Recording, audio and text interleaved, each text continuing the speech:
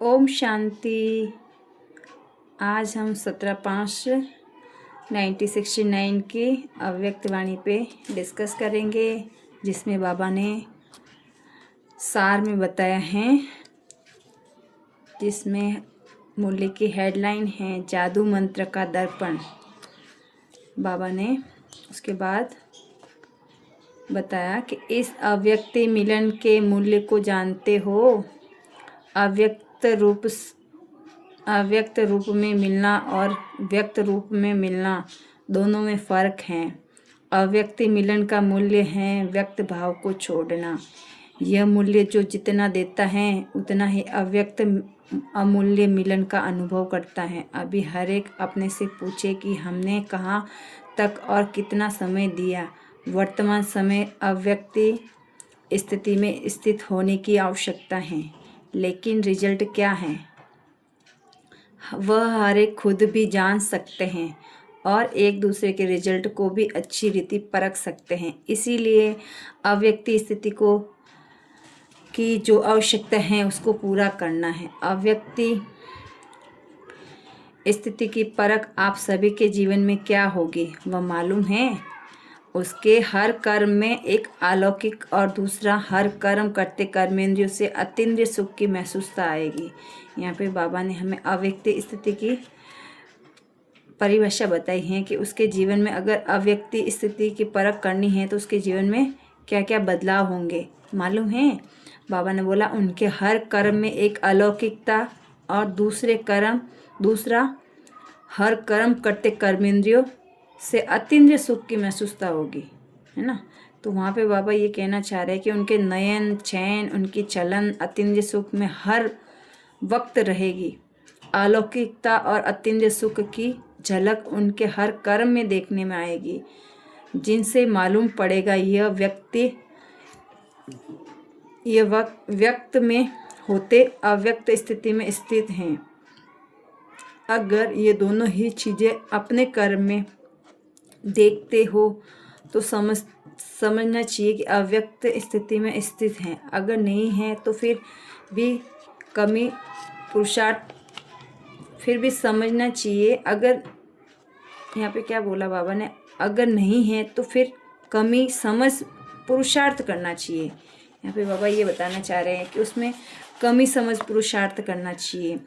अव्यक्त स्थिति को प्राप्त होने के लिए शुरुआत से लेकर एक स्लोगन सुनाते आए हैं। अगर वह याद रहे तो कभी भी कोई भी माया विघ्नों में हार नहीं हो सकते। ऐसा सर्वोत्तम स्लोगन हर एक को याद है। हर मुरली में भिन्न भिन्न रूप से वह स्लोगन आता है, मन मना भव, हम बाप की संतान हैं। इसके बारे में बाबा कहना चाह रहे हैं कि हम एक बाप की संतान हैं। अपने को आत्मा समझ बाप को याद करना, ये स्लोगन सबको याद है। बाबा ये कहना चाह रहे हैं तो याद हैं ही तो, लेकिन पुरुषार्थ करते करते जो माया के विघ्न आते हैं उन पर विजय प्राप्त करने के लिए कौन सा स्लोगन है, वह स्वर्ग का स्वराज्य हमारा जन्म सिद्ध अधिकार है और संगम के समय बाप का खजाना जन्म सिद्ध अधिकार है। यह स्लोगन भूल गए हो, अधिकार भूल गए हो तो क्या होगा। हम किस चीज़ के अधिकारी हैं वह तो जानते हो, लेकिन यह सभी चीज़ें हमारा जन्म सिद्ध अधिकार हैं। जब अपने को अधिकारी समझेंगे तो माया के अधीन नहीं होंगे। अधीन होने से बचने के लिए अपने को अधिकारी समझना है। पहले संगम युग के सुख के अधिकारी हैं और फिर भविष्य में स्वर्ग के सुखों के अधिकारी हैं।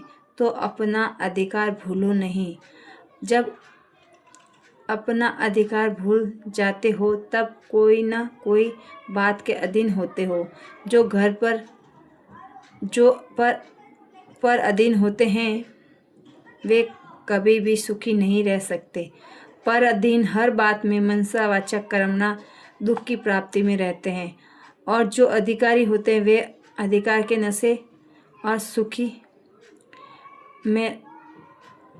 अधिकार के नशे में और खुशी में रहते हैं, और खुशी के कारण सुखों की संपत्ति उन्हें गले में माला के रूप में पहनी हुई होती हैं। सतयुगी सुखों का पता है। सतयुग में खिलौने कैसे होते हैं, वहाँ रत्नों से खेलेंगे। आप लोगों ने सतयुगी सुखों की लिस्ट और कलयुगी दुखों की लिस्ट तो लगाई है, लेकिन संगम युग के सुखों की लिस्ट बनाएंगे तो इससे भी दुगने हो जाएंगे। वह सतयुगी संस्कार अभी ही भरने हैं। जैसे छोटे बच्चे सारा दिन खेल में ही मस्त होते हैं, कोई भी बात का फिक्र नहीं होता है, इसी रीति हर वक्त सुखों की लिस्ट, रत्नों की लिस्ट बुद्धि में दौड़ाते रहो अथवा इन सुखों रूपी रत्नों से खेलते रहो, तो कभी भी ड्रामा के खेल में हार न हो। अभी तो कहाँ भी हार हो जाती है। बाप दादा का स्नेह बच्चों से कितना है। बाप दादा का स्नेह अविनाशी है और बच्चों का स्नेह कभी कैसा रहता है, एक रस नहीं। कभी तो बहुत स्नेह मूर्त देखने में आते हैं और कभी स्नेह की मूर्ति के बजाय कौन सी मूर्त दिखाई पड़ती है, वह तो स्नेही है ही संकटमयी। अपने मूर्त को देखने के लिए अपने पास क्या रखना चाहिए? दर्पण हर एक के पास है। अगर दर्पण होगा तो अपना मुखड़ा देखते रहेंगे और देखने से जो कुछ भी कमी होगी उनको भरते रहेंगे। अगर दर्पण ही नहीं होगा तो कमी को भर नहीं सकेंगे।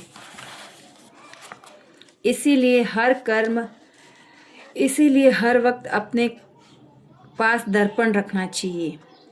लेकिन यह दर्पण ऐसा है जो आप समझेंगे कि हमारे पास है, परंतु बीच बीच में गायब भी हो जाता है। जादू मंत्र का दर्पण 1 सेकेंड में गायब हो जाता है।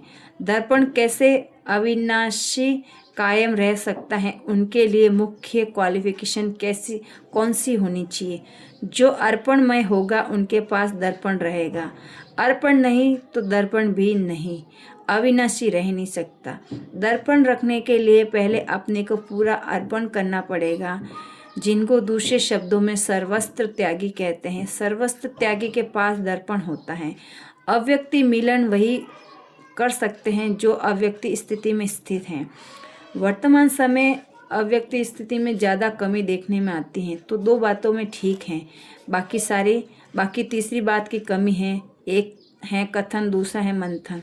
ये 2 बातें तो ठीक है ना, ये दोनों सहज हैं। तीसरी बात कुछ सूक्ष्म है।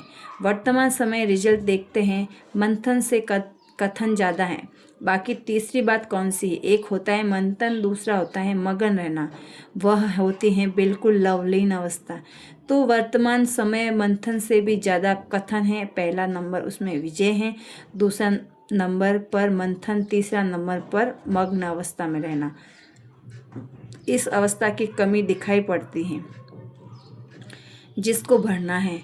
जो मग्न अवस्था में होंगे उनकी चाल चलन में क्या देखने में आएगा? अलौकिकता और अतीन्द्रिय सुख। मग्न अवस्था वाले का यह गुण हर चलन में मालूम होगा।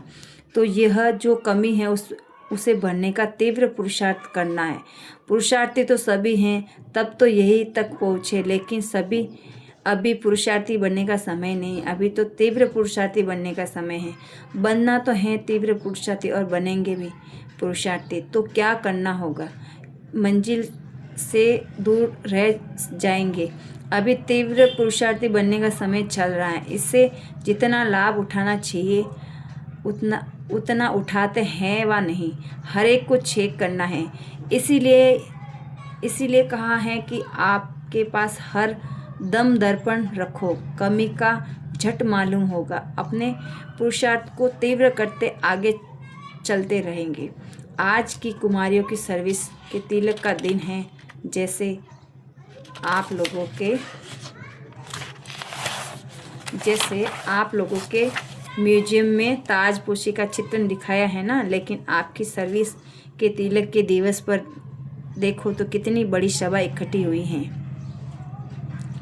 इतनी खुशी होती है, लेकिन ये याद रखना है, जितने भी सभी के आगे तिलक लगा रहे हैं, इतने सभी आप सभी को देखेंगे।